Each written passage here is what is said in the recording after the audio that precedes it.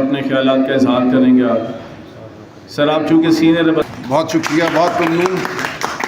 मैं बात वाकई मुख्तसर करूँगा और मुख्तसर बात ही की ज़रूरत है। मैं समझता हूँ ये जो ख़त 6 मुअज़्ज़िज़ जज साहिबान ने इस्लामाबाद हाई कोर्ट के लिखा है, ये हमारी तारीख़ में एक नए मोड़ को मुरतब कर सकता है। देखिए, जबर के ख़िलाफ़ जबर से लड़ाई मुमकिन नहीं है। ताकत तो उनके पास हमेशा हमसे ज़्यादा होगी, पिस्तौल बंदूक उनके पास हमसे ज़्यादा होंगे। हमारे पास उसूल की ताकत है, हमारे पास हक़ की ताकत है, और हमारे पास वो ताकत है जो अवाम की ताकत है। यह मामला सिर्फ वकला की हद तक महदूद नहीं है। मैं समझता हूँ आज पूरी पाकिस्तानी कौम के ज़मीर को झंझोड़ा गया है।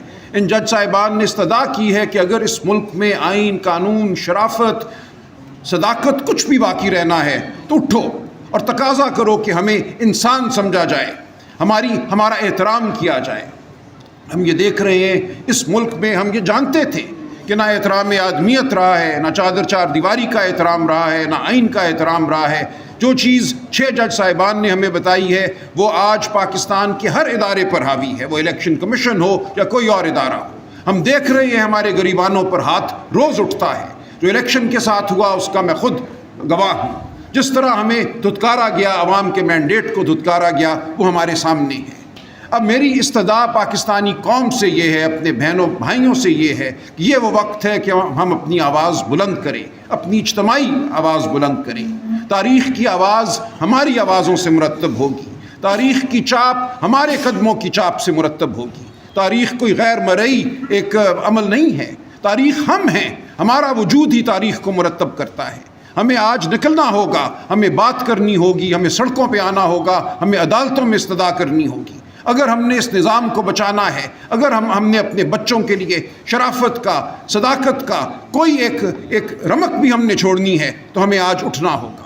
जो इन 6 जज साहिबान ने कर दिया वो हमारे ज़मीर को झंझोड़ने के लिए बहुत काफ़ी है। आज हमने ज़िंदा होने का सबूत देना है। तो मेरी आपसे इस्तदा है कि ज़िंदा होने का सबूत दीजिए। आइन के लिए, कानून के लिए, शराफत के लिए हम सब मेहनत के अलंबरदार हैं। छोटे छोटे घरों से हम आए हैं, गाँव से हम आए हैं, हमने शराफत से, मेहनत से मकाम बनाए हैं। हम इस शराफत और मेहनत को ज़ायल नहीं होने देंगे।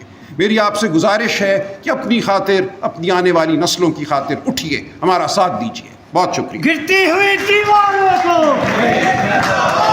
गिरती हुई दीवारों को, एस्टैब्लिशमेंट के यारों को। राजा साहब थैंक यू। जो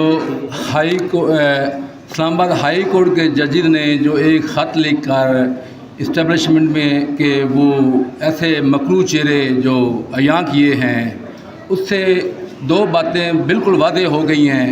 पहले भी जो इस्टेब्लिशमेंट ऐसी कुत्तें जो पाकिस्तान को, मैं तो कहता हूँ कि वो उनका एजेंडा पाकिस्तान की तरक्की नहीं, पाकिस्तान को स्टेबिलिटी से इंस्टेबिलिटी की तरफ लेके जाना है।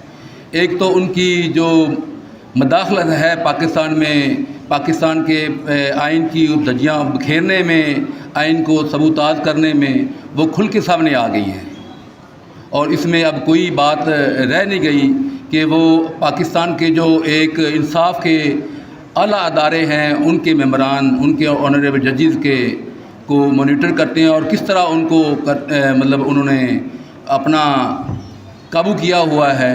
और इस जो जितने ये लेटर के मतन में जो बातें जो प्रेशराइज करने के लिए और उनको किया गया, उससे जो हमारे मादी करीब के जो फैसले हैं अदलिया के, वो कितने मशकूक और मुतासर हो गए हैं और उनकी क्रेडिबिलिटी क्या रह गई है। ये जो अवाम का रोना था, ये इलेक्शन के बाद, इलेक्शन से पहले जो अदालतों के फ़ैसले हुए हैं, एक परसेप्शन ये बड़ी वादे थी कि ये अंडर इन्फ्लुएंस फ़ैसले हैं, ये मेरिट पर नहीं आए और ये मखसूस एजेंडे के तहत चीज़ें ड्राइव की जा रही हैं, और वो भी खुल के सामने आ गई हैं। तो मैं हाई कोर्ट की इन जुर्रत को सलाम करता हूँ।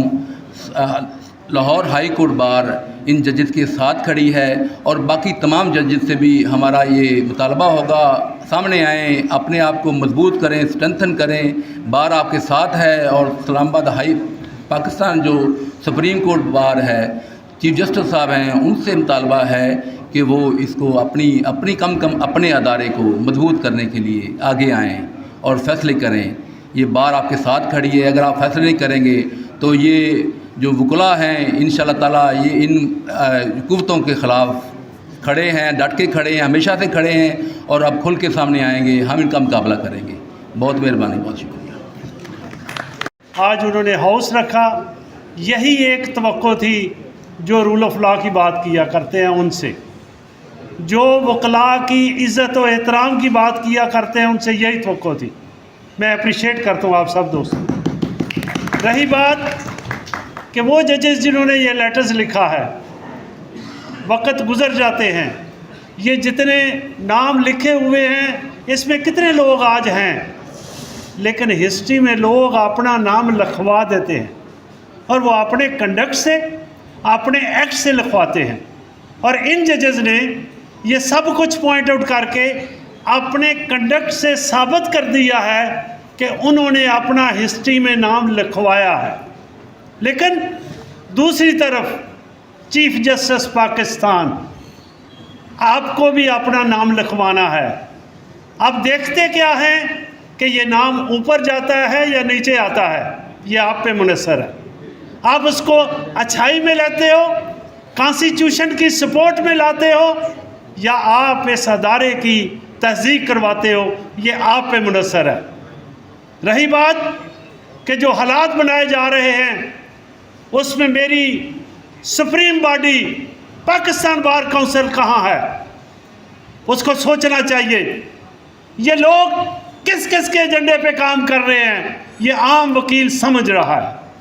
फॉर गॉड सेक अपनी ज़ात से निकले, अपनी ज़ाती ज़रूरियात से निकले, रूल ऑफ लॉ की बात करें, इस काले कोट की बात करें। और याद रखिए, काला कोट लोगों को नहीं भूलता जो इसकी इंसल्ट करवाता है, जो इसे इज्जत देता है, ये याद रखते हैं।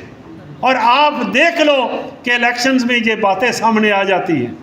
इसलिए हमेशा हमने वकला ने यही कोशिश की है कि जो कॉन्स्टिट्यूशन की एक इज़्ज़त व तकरीम है वो रहे, और उसके तहत जो लोगों के हकूक़ हैं उसकी पामाली बर्दाश्त नहीं होगी।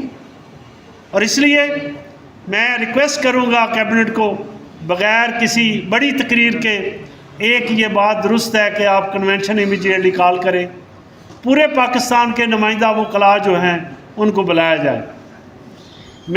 हमने रिक्वेस्ट भेज दी है, आबद ज़ुबैरी साहब, मैंने, इश्तियाक़ खान साहब, हमने 8 लोगों ने पाकिस्तान बार काउंसिल को रिक्वेस्ट भेजी है, इमीडिएटली इस पर हाउस करें और उस पर वो भी कन्वेंशन करें। दूसरी बात यह है कि जो पंजाब बार काउंसिल ने जिस किस्म की ये प्रेस रिलीज़ दी है, ये शर्म आनी चाहिए, ये कुछ एहसास होना चाहिए कि ये वकील ऐसे कह सकता है। और आप वकीलों के रिप्रेजेंटेटिव हो, आप वकला के रिप्रेजेंटेटिव बन के आगे बैठे हुए हो, आपकी ज़ाती कोई चीज़ है, नहीं हो सकती। और इस मुल्क में इस वक्त अगर कोई तवक्को की जा सकती है या देखा जा सकता है या देखा जा रहा है, वो तो सिर्फ वकला है। मैं समझता हूँ पिछले महीनों में जो कुछ हुआ है वो सब के सामने अयां है, छुपा हुआ नहीं है। ना किसी की चादर चादवारी का एहतराम है, ना फीमेल्स का एहतराम है, ना किसी के अपने घर का एहतराम है, ना किसी की अपनी पर्सनल लाइफ महफूज है, तो कहाँ जाएंगे। और ये जो अदालतें हमारी हैं, मैं बाकी जजेस को भी रिक्वेस्ट करता हूँ, फॉर गॉड सेक अपने आप से निकलें, आप जज बने, किसी के मोहताज ना बने। जज का काम इस तरह नहीं होता जिस तरह आज फैसले दिए जा रहे हैं। और ये बात चीफ जस्टिस पाकिस्तान ने जो प्राइम मिनिस्टर से मीटिंग की है, मैं समझता हूँ पहले वो फैसला करते, फिर प्राइम मिनिस्टर को बुलाते और कहते इस पर इम्प्लीमेंट करो, तो आज पता लगता कि आप चीफ जस्टिस हो। आपने चीफ जस्टिस होने का सबूत अभी से नहीं दिया, आप इस अदारे को अंडरमाइन कर रहे हो। इंशाल्लाह वकला अंडरमाइन नहीं होने देंगे। Thank you very much.